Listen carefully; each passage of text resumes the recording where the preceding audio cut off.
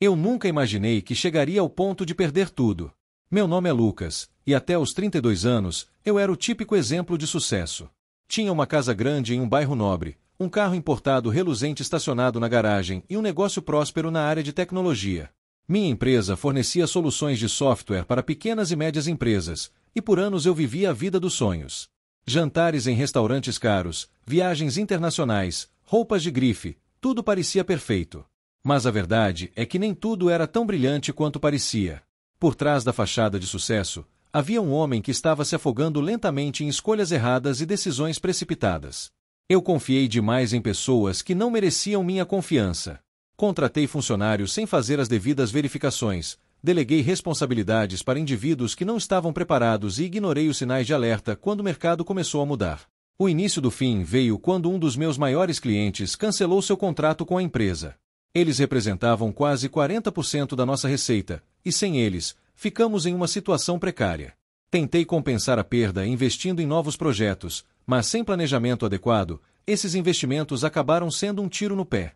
Gastei dinheiro que não tinha, contratei mais pessoas do que podia sustentar e, antes que eu percebesse, meu fluxo de caixa estava completamente comprometido. A situação piorou quando o banco recusou meu pedido de empréstimo. Foi como se todas as portas se fechassem ao mesmo tempo. Sem capital para manter a empresa funcionando, comecei a acumular dívidas. Primeiro foram os fornecedores, depois os funcionários e finalmente os credores. Tentei negociar, pedir ajuda a amigos e familiares, mas ninguém queria arriscar seu dinheiro em algo que já parecia condenado ao fracasso. E então, o inevitável aconteceu: a empresa faliu. Do dia para a noite, tudo desmoronou. A casa foi penhorada, o carro foi tomado pelos credores e eu fiquei sem nada além de algumas roupas velhas e memórias amargas. Até meu casamento, que já estava abalado há algum tempo, chegou ao fim. Minha esposa, cansada das brigas constantes e da pressão financeira, decidiu seguir seu caminho. Ela levou consigo nossos 2 filhos, e eu me vi sozinho pela primeira vez em anos. Sem ter para onde ir, acabei aceitando a oferta de um amigo de infância, André, que me ofereceu seu sofá enquanto eu colocava a cabeça no lugar. No início, pensei que seria apenas temporário, mas semanas se transformaram em meses, e eu ainda estava lá, lutando para encontrar um propósito em meio ao caos. Lembro-me de uma noite em particular, uma noite fria de junho, em que saí para caminhar sozinho. Estava sufocado dentro do apartamento de André, ouvindo suas conversas casuais enquanto eu mal conseguia olhar para o próprio reflexo no espelho. Caminhei até um parque próximo e sentei em um banco de madeira gasto pelo tempo. O vento soprava forte, e eu abracei meus joelhos, tentando me aquecer. Olhei para o céu estrelado e me perguntei: como cheguei aqui? Será que vou conseguir sair dessa? Por horas, fiquei ali, pensando em todos os erros que havia cometido. Revivi cada decisão equivocada, cada oportunidade desperdiçada, cada promessa que fiz a mim mesmo e não cumpri. Mas, no meio de toda aquela escuridão, algo dentro de mim começou a se mexer. Uma voz silenciosa, quase imperceptível, sussurrou: você está no fundo do poço, Lucas. Mas se você chegou até aqui, só há um caminho agora, para cima. Aquela noite marcou o início de uma nova fase em minha vida. Não sabia como, mas decidi que não ia desistir. Se eu tinha perdido tudo, também tinha liberdade de começar do zero. E foi exatamente isso que fiz. Com o coração partido e a mente cheia de dúvidas, dei o primeiro passo em direção à reconstrução da minha vida. Esse capítulo expandido mergulha mais profundamente nas emoções e nos detalhes da queda de Lucas, permitindo que o leitor se conecte com sua dor e vulnerabilidade. Ele também cria um gancho poderoso para o próximo capítulo, onde ele começa a reconstruir sua vida. Depois daquela noite no banco do parque, algo mudou dentro de mim. Não foi uma epifania repentina ou um momento cinematográfico onde tudo faz sentido de uma vez. Foi mais como uma chama pequena e frágil que começava a tremeluzir em meio às cinzas do meu fracasso. Eu sabia que precisava começar do zero, mas não fazia ideia de como. Tudo o que tinha era minha determinação, e isso teria que ser suficiente. No dia seguinte, acordei cedo e tomei uma decisão. Eu precisava de dinheiro para sobreviver, mesmo que fosse pouco. Passei horas navegando na internet à procura de empregos temporários. Minha experiência como empresário parecia inútil agora. Quem contrataria alguém que já teve sua própria empresa para trabalhar em um cargo básico? Mas eu não podia me dar ao luxo de ser orgulhoso. Precisava de qualquer coisa que colocasse comida na mesa e mantivesse o teto sobre minha cabeça, mesmo que esse teto pertencesse ao apartamento de André. Foi assim que encontrei o anúncio de um café local chamado Canto das Especiarias. Eles estavam procurando um garçom para ajudar nos horários de pico. O salário era mínimo, mas pelo menos havia gorjetas. Enviei minha candidatura e, para minha surpresa, fui chamado para uma entrevista no mesmo dia. A entrevista foi simples. O gerente, um homem chamado Marcelo, me perguntou por que eu queria o trabalho. Olhei para ele, hesitante por um momento, mas decidi ser honesto. Eu perdi tudo, admiti. Estou tentando reconstruir minha vida, e preciso começar de algum lugar. Marcelo me olhou com uma mistura de pena e respeito. Ele deve ter visto algo em mim, porque no final da conversa, ele me ofereceu um emprego. Comecei a trabalhar no dia seguinte. No início, foi humilhante. Servir mesas depois de ter sido dono de uma empresa de tecnologia era um golpe duro no ego. As pessoas pediam cafés e sanduíches como se fossem reis, e eu tinha que sorrir e dizer com licença enquanto evitava derrubar bandejas. Havia dias em que eu voltava para o apartamento de André exausto, com as costas doendo e os pés inchados, pensando, como vim parar aqui? Mas, aos poucos, comecei a perceber algo importante. O trabalho, por mais simples que fosse, me dava uma sensação de propósito. Era como se cada pedido atendido, cada cliente satisfeito, fosse uma pequena vitória. Além disso, o ambiente do café tinha algo especial. Era um lugar tranquilo, cheio de pessoas que vinham para ler, trabalhar ou simplesmente desacelerar. Entre elas, havia uma cliente frequente que acabaria mudando minha vida. Seu nome era Clara. Ela aparecia quase todos os dias, sempre no mesmo horário, sentando-se em uma mesa próxima à janela. Sempre pedia um chá de camomila e ficava ali por horas, digitando no laptop. No início, eu mal prestava atenção nela. Mas, depois de algumas semanas, notei que ela parecia diferente dos outros clientes. Clara tinha uma postura confiante, uma aura de sucesso que irradiava sem esforço. Alguma coisa nela me intrigava. Um dia, enquanto servia seu chá, ela me perguntou: "Você gosta de trabalhar aqui?" A pergunta me pegou desprevenido. Sorri automaticamente e respondi: "É um bom lugar para começar de novo." Ela pareceu surpresa com minha resposta e continuou: "Começar de novo? O que aconteceu?" Não sei porquê, mas algo na maneira como ela falou me fez querer contar minha história. Talvez fosse o tom gentil em sua voz, ou talvez fosse o fato de que eu precisava desabafar com alguém que não fosse André. Contei a ela sobre a falência da empresa, a perda da casa, do carro, do casamento. Contei sobre as noites em que fiquei sentado no banco do parque, pensando se conseguiria sair daquela situação. Clara ouviu em silêncio, sem interromper. Quando terminei, ela apenas disse: "Sabe, Lucas, muitas vezes é nas quedas mais profundas que encontramos as maiores oportunidades. Você já pensou em investir em algo pequeno, mas escalável?" Aquela frase ficou martelando na minha cabeça pelos dias seguintes. Investir? Como eu poderia investir em qualquer coisa quando mal conseguia pagar minhas contas? Mas Clara não deixou o assunto morrer ali. Na semana seguinte, ela trouxe um livro para mim, Os Segredos da Mente Milionária. "Leia isso", ela disse, "e depois me diga o que achou." Comecei a ler o livro à noite, depois do trabalho. Cada página era como uma luz brilhando em meio à escuridão. O autor falava sobre mentalidade, sobre como o sucesso começa na forma como você pensa, e não no que você tem. Ele também mencionava algo que nunca havia considerado antes: negócios online. Na época, eu só conhecia o mercado físico, mas a ideia de criar algo digital parecia fascinante. Não havia custos altos, nem necessidade de grandes equipes ou infraestrutura. Bastava um computador e uma boa ideia. Decidi investigar mais. Comecei a assistir vídeos no YouTube sobre marketing digital, vendas e criação de produtos digitais.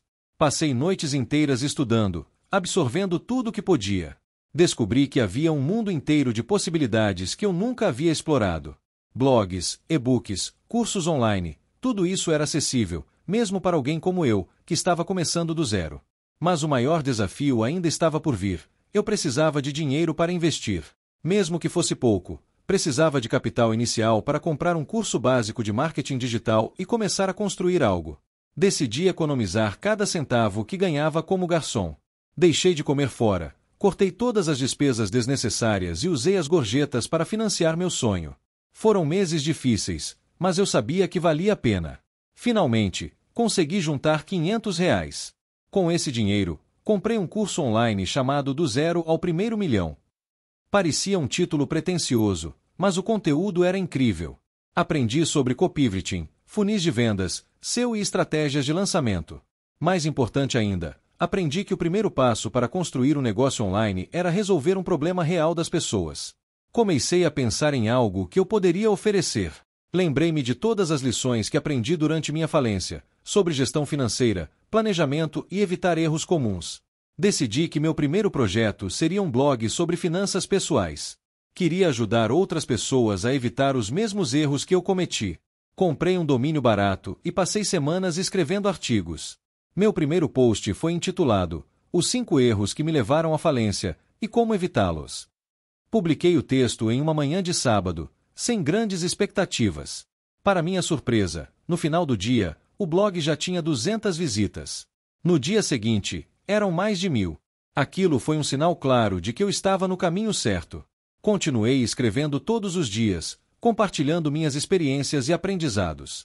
Lentamente, comecei a ganhar seguidores. As pessoas comentavam, compartilhavam os posts e até me mandavam mensagens de agradecimento. Foi a primeira vez em muito tempo que me senti útil novamente. Mas o verdadeiro divisor de águas veio quando decidi monetizar o blog. Lancei meu primeiro e-book, Como Sair das Dívidas em 90 Dias.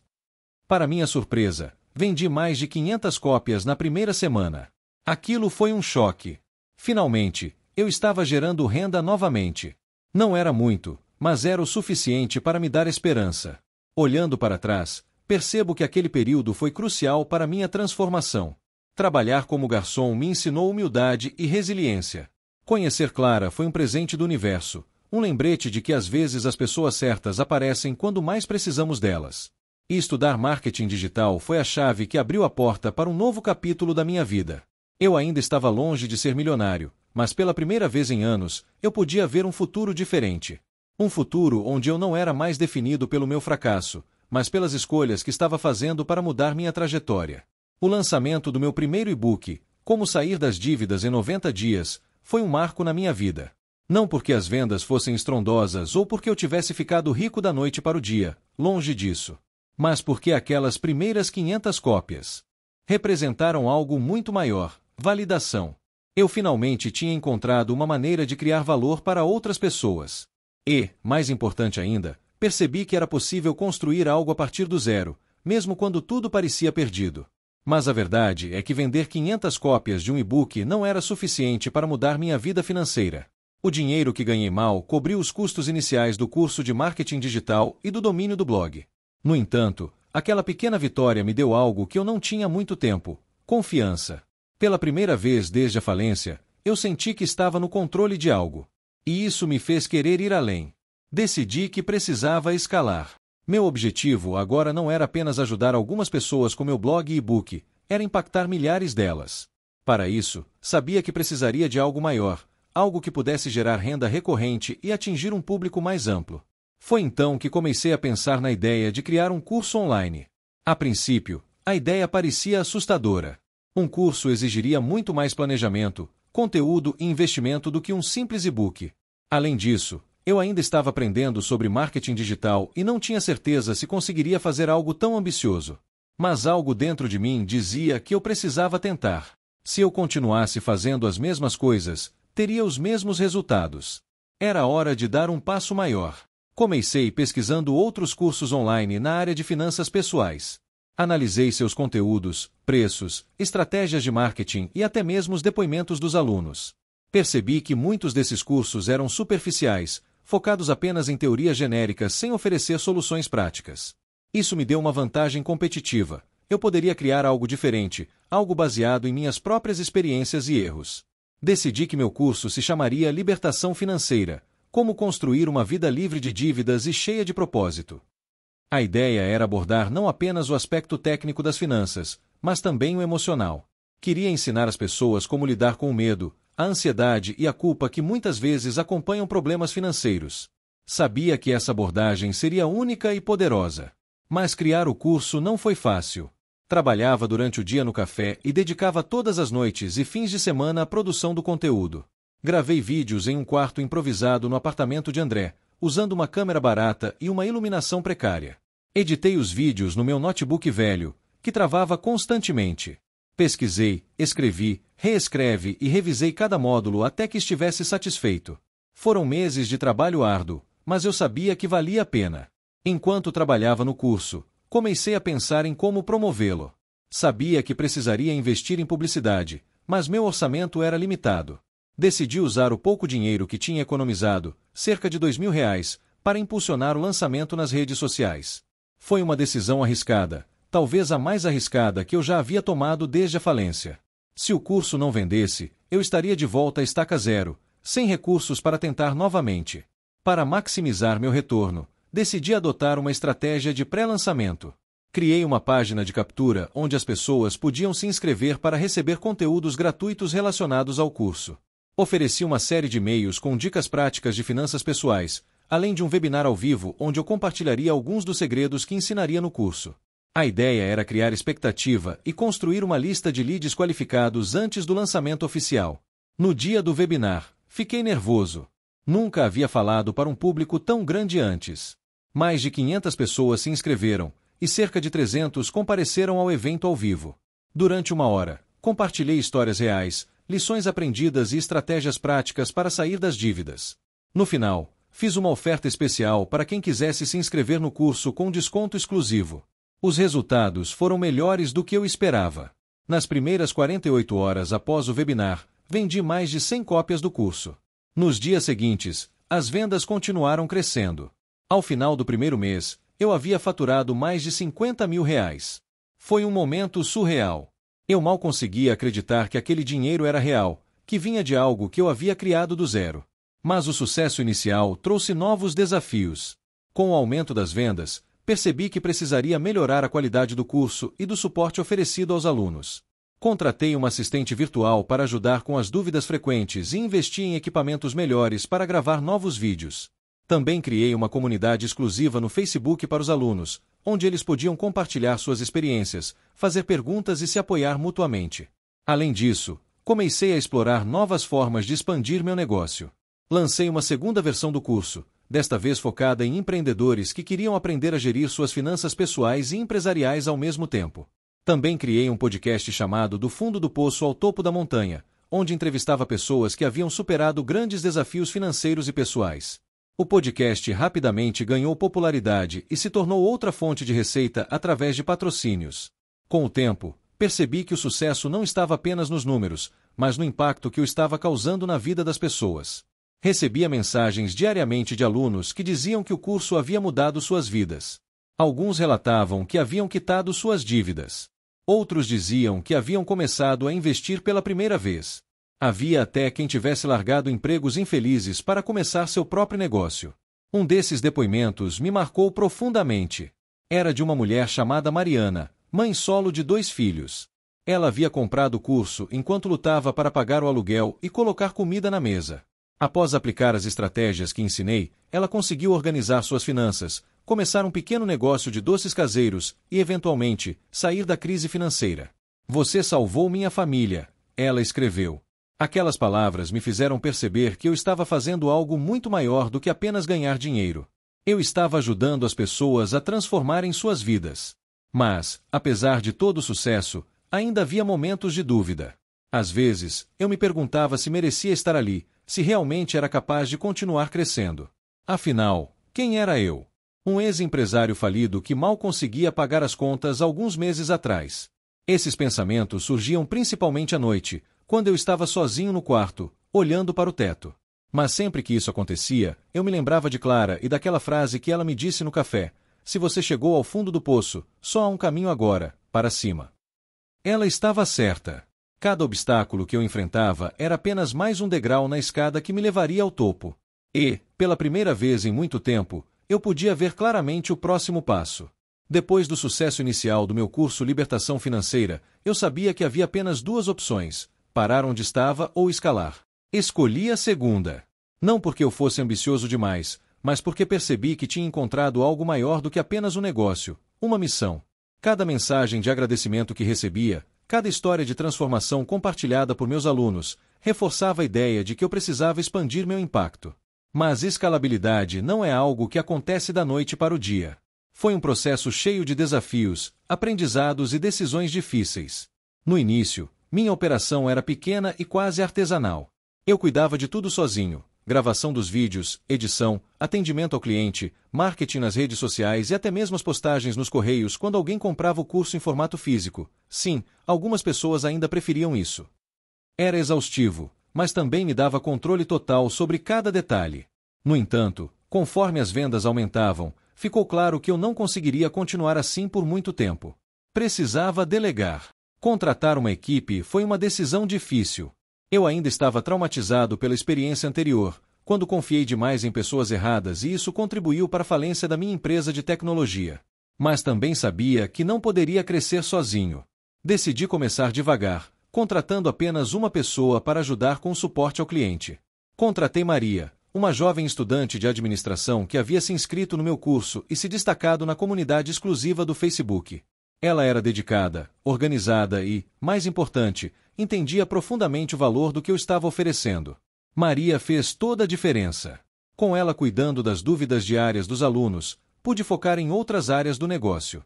Mas logo percebi que precisava de mais ajuda. Contratei um designer gráfico para melhorar a identidade visual do curso e criar materiais promocionais mais profissionais. Depois, trouxe um redator para ajudar com os textos dos e-mails e das campanhas de marketing. E, finalmente, contratei um editor de vídeo para melhorar a qualidade das aulas. Cada novo membro da equipe trazia novas ideias e perspectivas, mas também novos desafios. Gerenciar pessoas novamente me fazia lembrar dos erros que cometi no passado. Tive que aprender a liderar de forma diferente, priorizando a transparência e a comunicação clara. Realizava reuniões semanais para alinhar expectativas e garantir que todos estivessem na mesma página. Também criei um sistema de feedback contínuo, onde cada membro da equipe podia compartilhar suas sugestões e preocupações. Foi um processo de aprendizado constante, tanto para mim quanto para eles. Mas o verdadeiro salto veio quando decidi investir em publicidade paga. Até então, meu crescimento havia sido orgânico, baseado em conteúdo gratuito, depoimentos de alunos e indicações. Funcionava bem, mas era lento. Queria alcançar mais pessoas, mais rápido. Comecei a explorar plataformas como Google Ads e Facebook Ads, testando diferentes formatos de anúncios e mensagens. No início, cometi muitos erros. Gastei dinheiro em campanhas que não geraram resultados, usei imagens genéricas que não chamavam atenção e escrevi textos que não convertiam. Mas, como sempre, encarei esses erros como oportunidades de aprendizado. Foi durante esse período que conheci Pedro, um especialista em marketing digital que havia assistido a uma de minhas lives no Instagram. Ele me enviou uma mensagem privada elogiando meu conteúdo, mas também apontando alguns pontos que poderiam ser melhorados. Curioso, pedi sua opinião mais detalhada. Pedro sugeriu que eu criasse um funil de vendas mais estruturado, com etapas claras para guiar os potenciais clientes desde o primeiro contato até a compra. Ele também recomendou que eu investisse em storytelling, usar minhas próprias experiências de vida para conectar emocionalmente com o público. Decidi contratá-lo como consultor. Pedro analisou minhas campanhas anteriores, ajustou meus anúncios e redesenhou todo o funil de vendas. Em vez de simplesmente promover o curso diretamente, começamos a oferecer conteúdos gratuitos de alta qualidade, como e-books, webinars e séries de vídeos curtos. Esses conteúdos não apenas educavam o público, mas também construíam confiança e autoridade. Apenas depois de engajarem com esses materiais é que as pessoas eram convidadas a se inscrever no curso. Os resultados foram impressionantes. As vendas dispararam, e em menos de 6 meses, meu faturamento mensal ultrapassou a marca de R$100 mil. Pela primeira vez, eu podia respirar aliviado. Não precisava mais contar cada centavo ou me preocupar com o próximo aluguel. Mas o mais importante não era o dinheiro. Era a sensação de que eu havia reconstruído minha vida com base em valores sólidos, resiliência, honestidade e propósito. Com o aumento do faturamento, decidi reinvestir parte dos lucros no negócio. Lancei novos produtos digitais, como um curso avançado sobre investimentos e um programa de mentoria individual para empreendedores. Também expandi minha presença online, aparecendo em podcasts, eventos virtuais e até mesmo programas de TV locais. Minha história de superação começou a chamar atenção, e logo eu estava sendo convidado para palestras e entrevistas. Uma dessas entrevistas mudou minha trajetória de maneira inesperada. Foi para um grande portal de notícias, onde compartilhei minha jornada desde a falência até o sucesso como empreendedor digital. O artigo viralizou, e recebi milhares de mensagens de pessoas que se identificaram com minha história.